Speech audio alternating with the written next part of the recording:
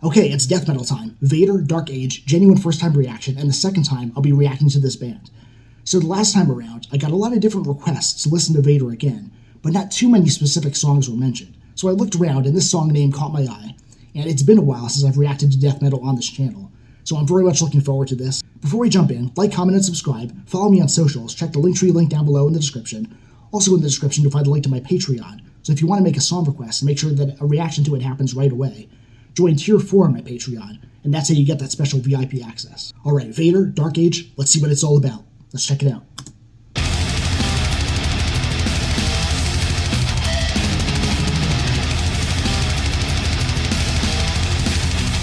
Oh yeah, that's old school death metal right there.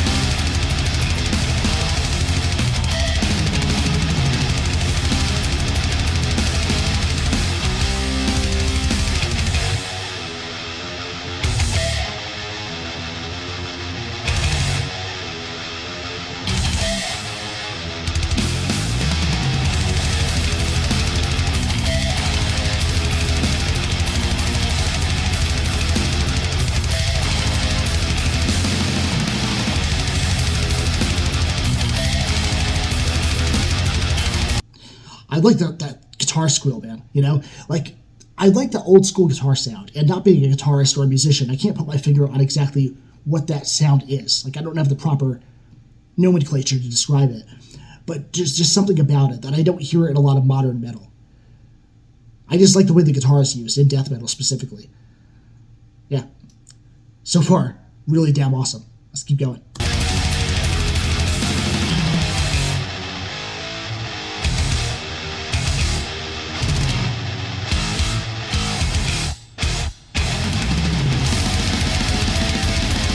The guitar is really carrying the song so far.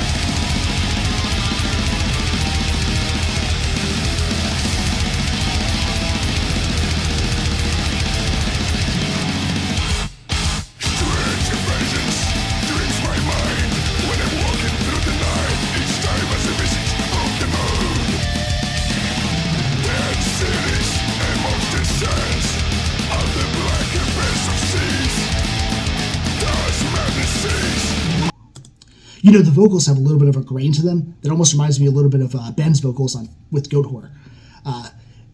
Yeah, like it has like a little bit of a strain to the growl, which I think is fucking cool. I've said this before and I'll say it again. When it comes to a lot of traditional death metal, I'm not as big of a fan of like the traditional like low, deep Cookie Monster vocals. I prefer like the more black metal style of vocals, like the shrieks, or like the more melodic death metal style of like growling.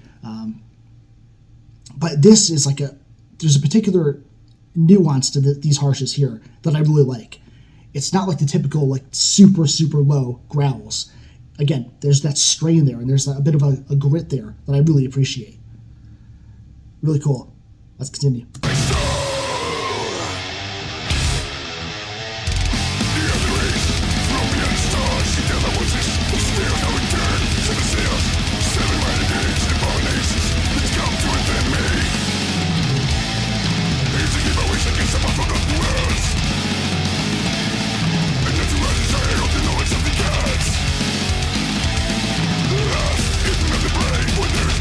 I've been sleeping on this, man. This music's on point.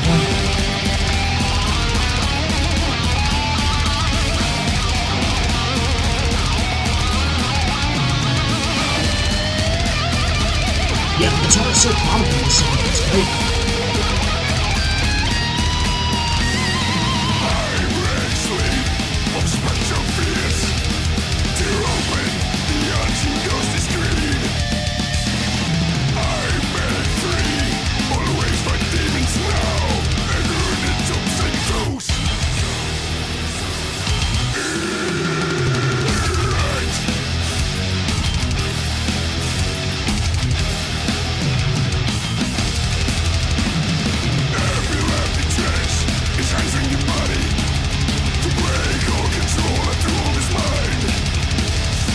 There's such a pummeling, relentless feeling just being delivered with the guitar alone.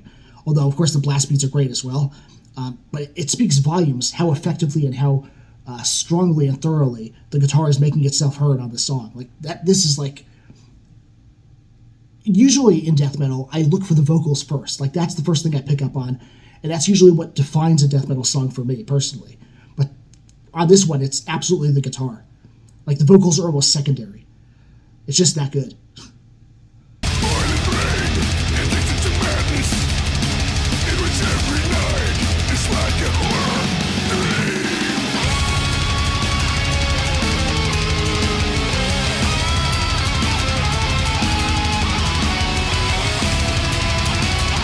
See, modern metal needs more of this.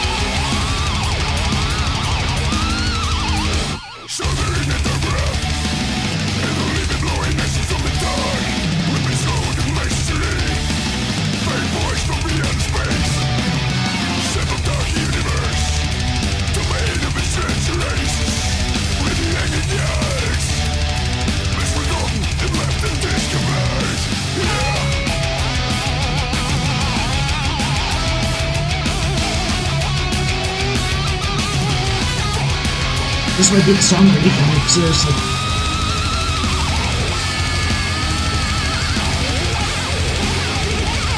Make that guitar scream.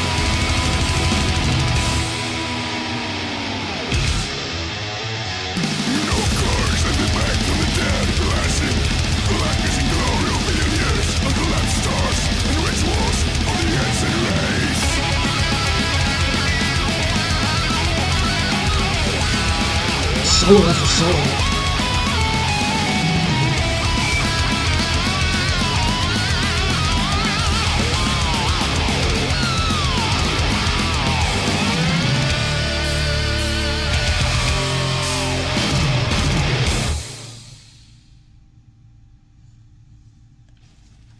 Okay, I need to listen to much more Vader, and they need to go to the top of my list because this was an insanely good song. I remember liking the last song that I reacted to, but not on the level of this one. Man, those guitar solos were so great. The guitar was really versatile on the song as well. Like, part of my problem with some extreme metal, I'm not going to mention specific bands, but some extreme metal that I've been hearing recently, I would say. There have been a few songs I've heard, like in the past few nights, I would say, that I'm like, okay, this is kind of a repetitive and lackluster song. And the reason for that is because they don't do much with the guitar. They don't really let the guitar have room to breathe. And the vocals tend to sometimes dominate a song too much that it's almost kind of suffocating. Like, you can't really appreciate instrumentation because the vocals are like so much more boldly pronounced in the mix, and they're like kind of drowning everything else out. And when I'm talking about this, I'm speaking about death metal in particular, because I have been in a very black metal mood over the past week or two, and slowly I've been adding some death metal into the mix and really appreciating a lot of older death metal. But there's just some songs and some bands that are leaning too much on the vocals, and specifically those like Cookie Monster vocals that I'm not as much of a fan of, that you don't get to appreciate the guitar and the drumming as much. Which is a shame, because that's one of the biggest parts of the power behind death metal. The shredding guitar, the blast beats. And that's fully on display here. I think the guitar and the drumming work very well in tandem with one another, and are both on more or less an equal footing. And the vocals, as good as they are, I will say I genuinely think the song would be just as good if it were just an instrumental piece. I really mean that. And I'm a very vocal-driven person when it comes to what I listen for in music, so that's saying something. But as it was, the vocals were really good. I did like that there was much more of a grain to the vocals. Just that extra bit of grit thrown in the harshes, it makes a world of difference. And they're not so low and so guttural that it just feels abrasive in not really a way that I gravitate toward. Instead, this felt really caustic and really gripping, vocally speaking, and I just really liked that. But the guitar was really king in this song. It just dominated the entire song. But again, it wasn't repetitive. It wasn't just the same guitar riff being played over and over. There was a lot of variation, and there were subtle degrees of difference and transition in the guitar work. Really, really cool. Of course, the drumming was on point as well. This was a very strong, very fast-paced, and very memorable song. And I'm definitely adding it to a playlist. And I really want to hear more about these guys. So definitely leave your comments down below with your song requests. But what I recommend, of course, is Tier 4 on my Patreon. If you want your song requests to get handled really quickly and you want to see it up on the channel right away, that's how you do it. Really good stuff, though. Music was insanely good. Not much more that I can comment on about it. It was just really, really fucking good. Let's get into the lyrics. Strange visions, dreams in my mind. When I'm walking through the night, each time I see the visage of the moon, dead cities amongst the sands. Under the black abyss of seas, his madness sees my soul. The elder race from beyond the stars, eternal watchers of sphere of no return. 7 seals of 7 mighty gates, abominations that come true within me. Here's the key by which I can summon the forgotten world, a natural desire of the knowledge of the gods. I feel like this is a little bit Necronomicon-esque, right? Lust eating up the brain wherein there isn't fear yet. I break the sleep of spectral friends, tear open the unseen, ghostly screen. I make free for all ways for demons now, and ruin the tombs of sacred souls. An epileptic trance is entering my body, to break all control, rule of this mind. A boiling brain addicted to madness, in which every night is like a horror dream. Shudder in the dark breath, old evil blowing icily from the dark, wrapped in a shroud of mystery, faint voices from beyond the spaces. Sample a dark universe, domain of the strange aces. With the angry gods, best forgotten and left undiscovered. You know, of course, I'll be back from the dead, blessing the blackness and glory of billions of stars on billions of years on collapsed stars, in rituals of the ancient race.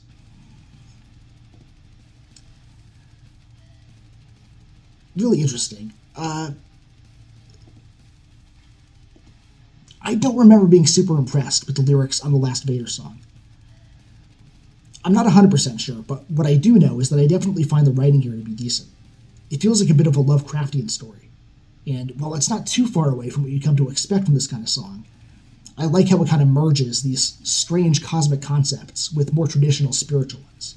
Like, it talks about an elder race from beyond the stars, and then several lines later it talks about demons, and then later it talks about angry gods, as if they're all one and the same.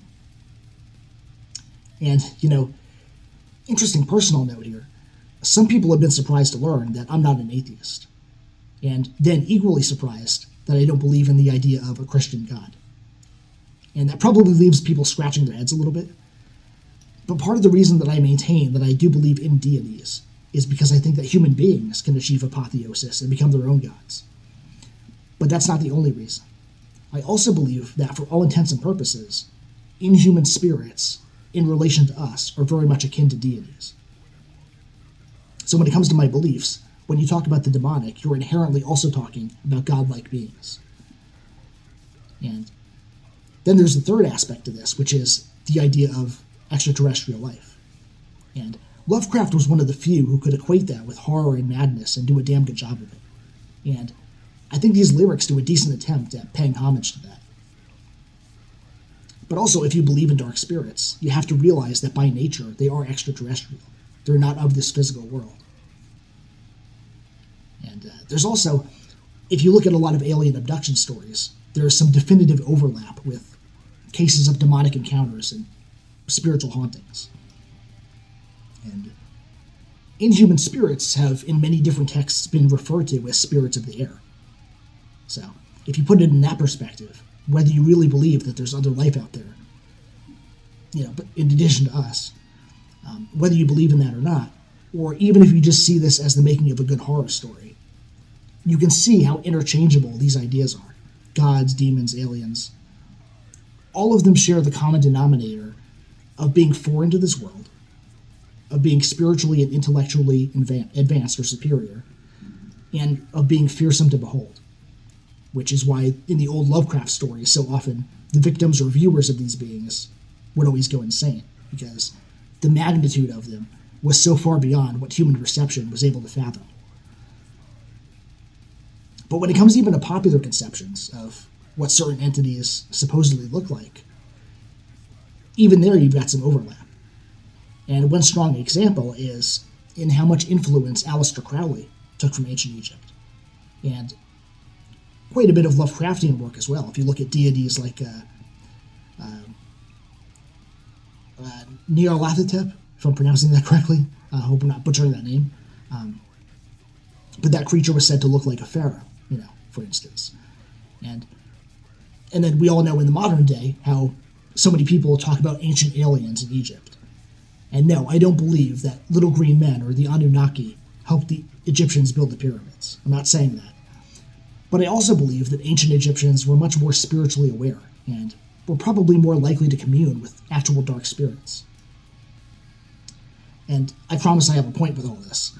So going back to Crowley, he believed in a spirit who went by the name Aiwass, who he literally described as an alien intelligence, a demon, and a guardian spirit, all at various points in time. But what's really interesting is that if you look at Crowley's drawing of Lam, who was an aspect of Aiwass, the being looks quite a lot like the common portrayal of aliens. I'll probably leave a picture of it up in this video so you can see. So, all this is to say that I just have always found the cross-pollination between the different nomenclatures and beliefs to be very interesting. And again, I do believe that there is a common denominator and that there are grains of truth in each of these things. And that when put together, there is one overarching explanation. But it's just one that probably lies outside of what we can fully perceive. So I think it's a cool jumping off point if you're going to make a horror type song about cosmic entities, to blend those things, aliens, gods, demons, because it makes for more interesting writing than your typical run-of-the-mill D&D type invading demon story that you so often get in so many deathcore lyrics, for instance.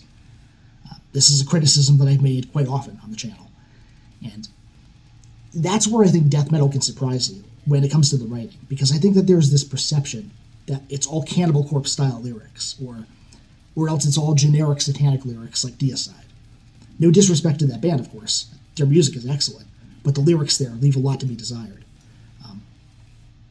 And if anything, a lack of lyrical depth is something that a lot of modern metal suffers from. Again, deathcore is one of the worst offenders when it comes to this. With some exceptions, Lorna Shores has very good lyrics, So I won't say that this song does anything radically new or impressive, but it has enough shades of difference to make for something that at least stands out a little bit. So that's worthy of respect, and props to them for talking about something that caught my interest and made me think of some interesting things to discuss. Again, it is straightforward and nothing radically new, but the writing at least was decent. So, and the music was much more so. I really, really thoroughly enjoyed it. Got me headbanging, really got me hyped up and got me feeling some good energy. The guitar was great, the drumming was great, the vocals were great. And I'm not downplaying the vocals when I say that this could even work as an instrumental. What I'm saying is that the guitar owns this song so well and just is the strongest player in the song. It's just a great thing to hear because you don't hear that a lot in a lot of modern death metal or a lot of modern extreme metal in general. Or if you do, there are bands and songs that I probably haven't heard, I guess. I mean, let me know in the comments if you could think of good examples, but I don't hear guitar being used as much and as prominently and is in a versatile of a way as it's used in songs like this. If you do hear guitar work in metal songs these days, it's like a catchy riff or a hooky riff or a breakdown, all of which is well and good. But you don't hear elaborate solos, and you don't hear the guitar carrying the majority of the song. So I think that's a shame, because I think that there's so much musical exploration and there's so much you can contribute to metal if you really let the guitar have time to do its thing. So this song was an example of that, and I thoroughly enjoyed that. So playlist, I want to hear more Vader. Give me your suggestions and requests. But going to keep it short and sweet for this reaction. That's all for this one. As I always say, if you're new here, please subscribe, give this video a like, leave a comment down below, check out my Patreon. More content is on the way. You're going to enjoy it. And until that happens, I will catch you all very soon.